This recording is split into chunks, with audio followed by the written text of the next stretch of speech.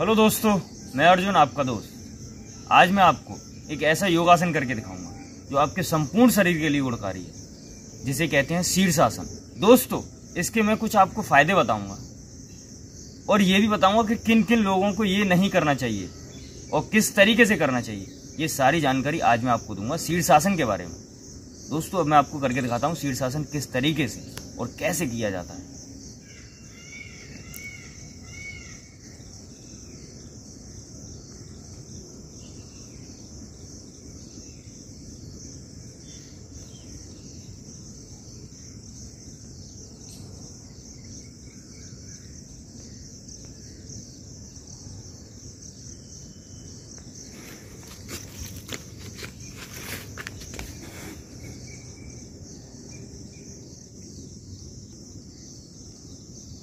दोस्तों, इस आसन को करते वक्त आपको ये ध्यान रखना है कि आपकी ये जो स्पाइन है वो सीधी रहे। आपको इस तरीके से बैलेंस बनाना है कि आपकी गर्दन में कोई भी दिक्कत ना आए।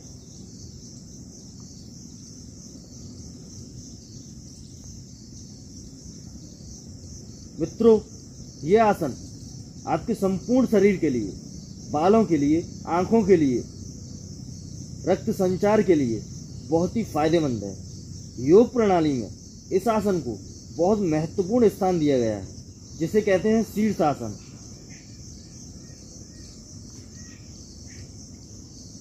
इसे आप अभ्यास करते वक्त ज्यादा से ज्यादा 2 से 3 मिनट तक करें।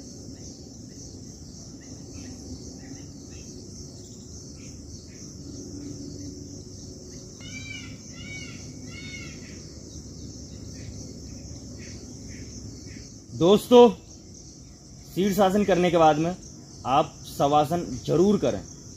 उससे क्या होगा दोस्तों, जो आपका ब्लड सर्कुलेशन सिर की तरफ आया था वो सामान्य स्थिति में आ जाएगा। शीर्षासन या फिर कोई भी आसन करने के बाद शवासन करना अनिवार्य है मित्रों। 1 से 1.5 मिनट इसी मुद्रा में रहें। दोस्तों, अभी मैंने आपको बताया कि शीर्षासन किस तरीके से किया जाता है। अब मैं आपको इसके कुछ फायदे बताऊंगा कि शीर्षासन करने से आपके शरीर में किस तरीके से फायदे होते हैं, आपके शरीर के विभिन्न अंगों में किस तरीके से फायदा पहुंचाता है शीर्षासन, और ये आसन किन किन अवस्थाओं में और किन किन लोगों को नहीं करना चाहिए ये भी बताऊंगा। अभी मैं आपको सबसे पहले बताऊंगा कितने फायदे हैं इस शीर्षासन से। दोस्तों, जिसके बालों के झड़ने की समस्या है, जिसके बाल ज्यादा झड़ चुके हैं उनकी तो दोस्तों मैं कह नहीं सकता, लेकिन जिसके बालों की झड़ने की समस्या है, झड़ रहे हैं काफी, वो शीर्षासन करें, डेली का अभ्यास करें, नियमित तौर से करें, उनके बालों के झड़ने की समस्या दूर हो जाएगी। अगर आपके बाल सफेद होते जा रहे हैं तो सफेद होने की समस्या भी आपके बालों से दूर रहेगी। पतले हो रहे हैं, मोटे होंगे, चमकदार होंगे, क्योंकि इससे क्या होता है, आपके जो रक्त का संचार होता है वो आपके सिर की तरफ आ जाता है कुछ समय के लिए जब आप शीर्षासन करते हैं। शीर्षासन मतलब सिर के बल कोई भी आसन, इसीलिए उसका नाम शीर्षासन रखा गया है। जब आप शीर्षासन करते हैं तो आपके शरीर का संपूर्ण रक्त का संचार नीचे की तरफ फ्लो होने लगता है। जब वो होगा, जो आपकी सेल्स हैं वो खुलने लग जाती हैं और ब्लड आपके वहां जहां पहुंचना चाहिए, जहां नहीं पहुंच पा रहा है, जहां खून की कमी है, वहां तक पहुंचता है, सारी ब्लॉकेज को खोलता है, जिससे आपके बालों को बहुत ही फायदा होता है। आप अवसाद भरा जीवन जी रहे हैं, तनाव मुक्त होना चाहते हैं, किसी भी बात को आप अपने दिमाग में बैठा के रख लेते हैं, तो आप नियमित तौर से इस आसन का अभ्यास करें। आपके शरीर से सभी प्रकार के अवसाद, सभी प्रकार के तनाव दूर रहेंगे। बहुत फायदा मिलेगा आपको तरोताजगी मिलेगी इस आसन को करने से। दोस्तों, जिस किसी को भी आंखों से संबंधित समस्या है, उसकी आंखों की रोशनी धीरे धीरे कम हो रही है और शुरुआत है वो इस आसन को करे, उसकी आंखों की रोशनी बिल्कुल जैसी है वैसी ही बनी रहेगी और बेहतर हो जाएगी। वो बिल्कुल कम नहीं हो सकती दोस्तों, आंखों की रोशनी बहुत ही अच्छी बनी रहेगी। अगर आपके फोड़े फुंसियां हो रहे हैं, स्किन आपकी ग्लो नहीं कर रही है, तो आप इस आसन को करें। इस आसन को करने से आपका चेहरा ग्लो करेगा, आपके चेहरे पे चमक आएगी, स्किन एकदम से चमक उठेगी। दोस्तों, नियमित रूप से इस आसन का अभ्यास करें, आपके चेहरे की त्वचा चमक उठेगी, कोई भी झुर्री नहीं आएगी आपके चेहरे पर। मित्रों, आपकी त्वचा जवां बनी रहेगी। शीर्षासन को करने से। बहुत फायदे हैं इस योगासन के। अगर आपको पेट से संबंधित, पाचन से संबंधित कोई भी विकार है, आपके शरीर में कोई भी बीमारी है, आप नियमित तौर से इस आसन का अभ्यास करें, आपके पाचन संबंधी बीमारी आपके शरीर से दूर रहेंगी, पेट मजबूत रहेगा,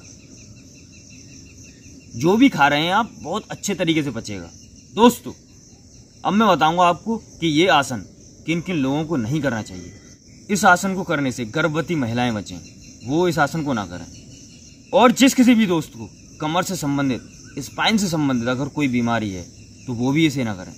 उच्च रक्तचाप वाले मरीज भी इस आसन को करने से बचें।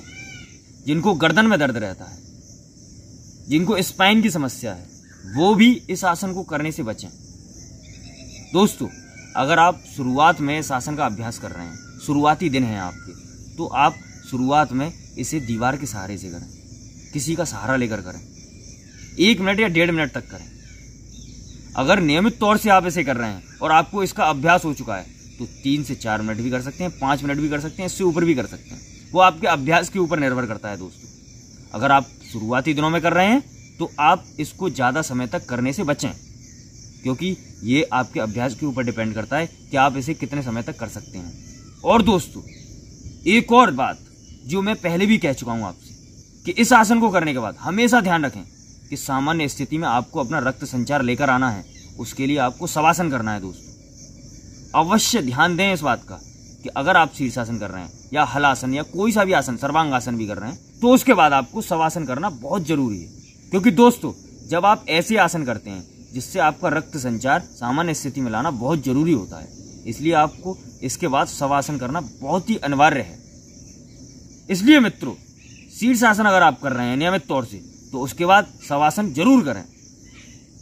बहुत ही महत्वपूर्ण और बहुत ही कारगर आसन है दोस्तों शीर्षासन। योग करें, शरीर को स्वस्थ रखें और फिट रहें।